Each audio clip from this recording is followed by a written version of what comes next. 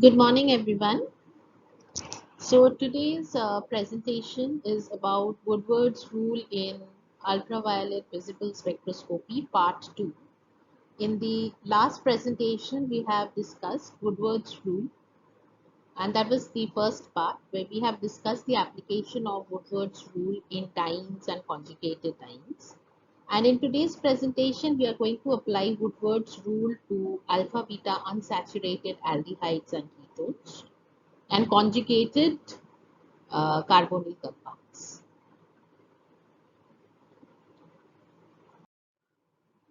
So the main objectives of today's presentation are as follows.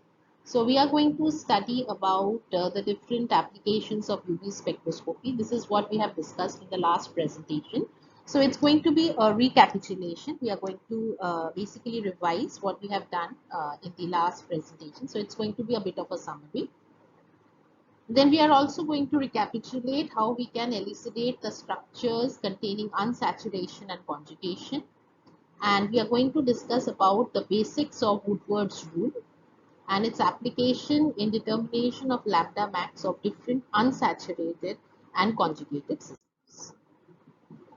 So this is a bit of a summary. So in the last presentation, we had discussed about the applications of ultravisible spectroscopy. And the different out of all the applications, the main applications that we had discussed, the first one is the structure elucidation of unsaturated systems. So using ultraviolet visible spectroscopy, how we can determine the structure of different unsaturated systems. So basically it helps in the prediction of unsaturation present in a molecule. It also helps in confirming the extent of conjugation in any organic molecule. So the different types of conjugation that are possible in a molecule. It can either be a carbon-carbon double bond or a carbon-carbon triple bond. It can also be between a double bond and an aromatic ring, and it can also be between a double bond and a carbonyl compound or a carbonyl group. So from the spectra, the presence of an aromatic ring and its number it can be revealed, and location of the substituents can also be determined. The next application that we had discussed in the last presentation was using UV visible spectroscopy. We can also identify different types of geometrical isomers. So the different geometrical isomers that we had discussed, we had said that we had taken an example of still beam, and we have said that the trans isomer, it exhibits the lambda max at a slightly longer wavelength as compared to that of the cis isomer. As we can see, that for the same molecule, if you have two geometrical isomers, for trans we get 294 nanometer as the lambda max, and for cis we get 278 nanometer as the lambda max. Then UV visible spectroscopy can also be largely used for the detection of different types of impurities that are present in the compound. Now the bands which are characteristics of the impurities are very intense, and therefore it helps in identification. So like here we have a diagram, so you can see that in the graph, the curve which is in green is that of the compound, and all other curves which are present, it corresponds to the impurities which are present. So the band for the impurities are generally very intense. It gives an idea that these are the impurities present in the organic compound. So next we go on to the Woodward's rule. So in the last presentation, we had already discussed what are the basics of Woodward's rule, that it helps in the determination of lambda max of an unsaturated system containing conjugation. It can be a conjugation where we can have a diene or a conjugated diene.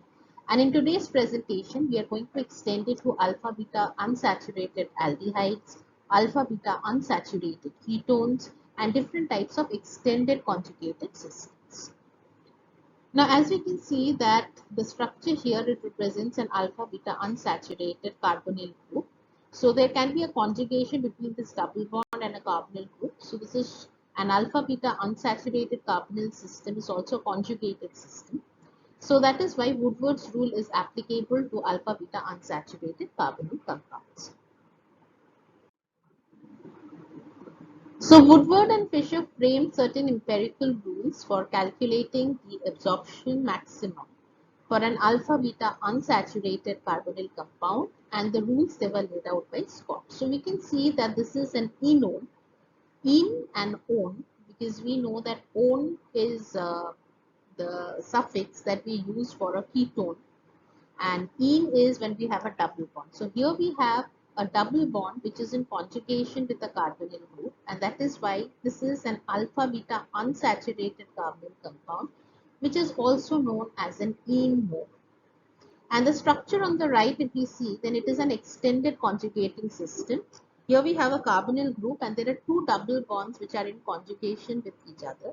So it is an alpha beta gamma delta diene which is in conjugation with the carbonyl compound. So this is known as dienone because there is a diene which is in conjugation with one, that is the carbonyl group. So this molecule which has an extended conjugation system is called a dienone. So like in the last presentation, as we have seen that Woodward's rule can be applied for the calculation of lambda max for the dienes and conjugated dienes. In this presentation, we are going to extend it to enones and dienones. Now, just like last time, there are certain base values here also. So we have certain standard values, like if you have a not a non-chain or a simple acyclic alpha beta unsaturated ketone, then the base value is 215 nanometer. However, if we have a 6-membered cyclic alpha beta unsaturated ketone, the base value is also 215 nanometer. If we have a 5-membered cyclic alpha beta unsaturated ketone, the base value is 202 nanometer. For 5-membered cyclic alpha beta unsaturated ketone containing an exocyclic double bond, then it is 215 nanometer, and the base value for alpha beta unsaturated aldehyde is 210 nanometer. So these are some of the things that we should remember as we are saying that what are the different types of base values that we are going to consider.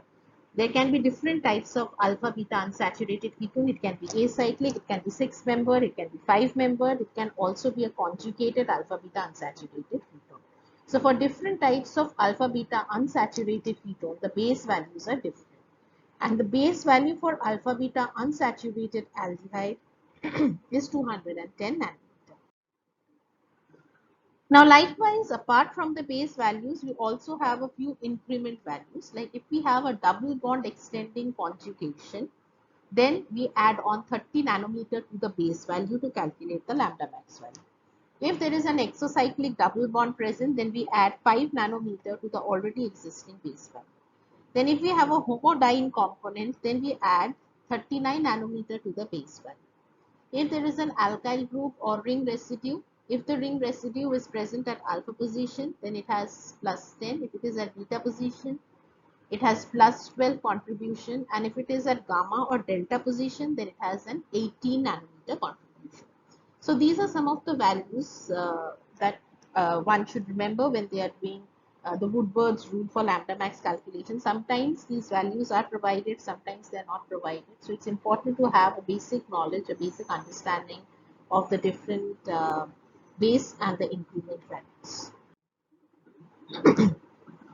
Now we all know what oxochromes are because we have already discussed what is a chromophore, what is an oxochrome. So oxochromes basically interact with the chromophore and takes the lambda max value to a higher wavelength.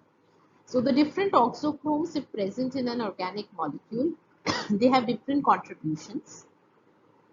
Like in an alpha beta unsaturated carbonyl system, if the oxochrome is a hydroxyl group, at alpha position its contribution is 35, at beta it is 30, at gamma it is 30, at delta it is 50. So it is very important to study the structure of the organic compound well when we are deciding or elucidating its structure, because we have to find out where the alkyl group or the ring residue or these substituents are present, whether it is at alpha position, at beta, at gamma or at delta, because the increment values for these groups vary with their position. Then you have an ether group. So if it is at alpha position, it's 35, at beta it's 30, at gamma it's 6, at delta it's 6. Then for acetate, you have 6, 6, 6, 6 contribution for all the places alpha, beta, gamma, delta. So likewise for halogens, for amines, if it is a primary, secondary, tertiary, the values, they are only generally present at the beta position and the contribution is 95. And for chlorine, it is 15, 12, 12, 12. For bromine, at alpha, it is 25. At beta, it is 30. For gamma, it is 25 and delta, it's 25. Then the gamma value that we have, sorry, the lambda value that we have, that is the lambda max shift, it also changes depending on the solvent that we are using for the structural elucidation. Suppose we are using water. Then in case of water, apart from the base value and the increment values, we also add on plus 8 nanometer to get the actual lambda max value, because the solvents will also have a contribution to the lambda max value. For chloroform, whatever is the value we have got after adding the base value and increment value, we subtract 1. For ether, we subtract 7. For cyclohexane, we subtract 11. If we are using the system in dioxane, then we subtract 5. And if we are using it in hexane, then we subtract 11. So these are some of the important contributions of the solvent that we need to remember when we are calculating the lambda max by Woodward's rule for enone and dienone system. Okay, so if we go back to the charts, we will see that for the ring residue at gamma position it's 18, at delta position also 18, and this is an exocyclic double bond with respect to ring A. So there is a total contribution. If we add this, we will get 286. Similarly, for this system, here also you can see. So the base value for alpha beta unsaturated is 215. Now this is again an extended conjugated system. So this is double bond extending conjugation, that is 30 nanometer. Now here we have to see that this is alpha, beta, gamma, delta. Okay, because the carbon which is next to the carbonyl is always alpha. The carbon next to it is beta. After that we have gamma. Then we have delta. So there is a contribution or a ring residue at delta position and that at alpha position. So at alpha position it is 10 and at delta it is 18. And there is also an exocyclic double bond. So the exocyclic double bond with respect to B, exocyclic double bond has 5. And there is a homodiene component, so we add 30. And then we add on all together to get the lambda max value. So for this particular compound, we see that this is for a 5-membered cyclic alpha beta unsaturated system with exocyclic double bond. So it has a base value of 215. So as we can see that this is also an alpha beta unsaturated ketone, but the difference here is the carbonyl group is attached to a 5-membered ring. Now this is alpha, this is beta. Okay, because here you have only 2 positions, there is no other extended conjugation. So you have one substituent at alpha, there is one at beta, there are 2 at beta. So alpha it is 10 and beta it is 12, but because there are 2, so 12 into 2 is 24. And there is an exocyclic double bond. If we see, then this exocyclic, this violet double bond, you can see it is exocyclic to both ring A and C. So it is 5 plus 5, 10. So if we add up all these values together, we get 259. Okay, so we have to be very careful when we study the structure. We have to see that if this is a double bond, if it is exocyclic to only one ring or it is exocyclic to both rings. Because if it is exocyclic to both rings, then the increment value or the contribution gets doubled. Then here we have the last example. This is an acyclic compound with the base value is 215. Here it is alpha beta unsaturated carbonyl compound. So the ring residue, this is alpha, this is beta. So there are only 2 substituents at beta position.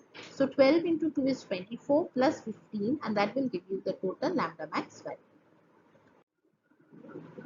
So here we have a few practice questions depending on what we have discussed in this presentation as to the basics of UV spectroscopy, its application, the basics of the Woodward's rule, and how we can understand or how we can apply the Woodward's rule in the lambda max calculation of enone, dienone and extended conjugating system. So for all this, we need to know the base value. We also need to know the increment values or the contribution of each factors in the structure and also the contributions of the different solvents which are used for structural elucidation during this process.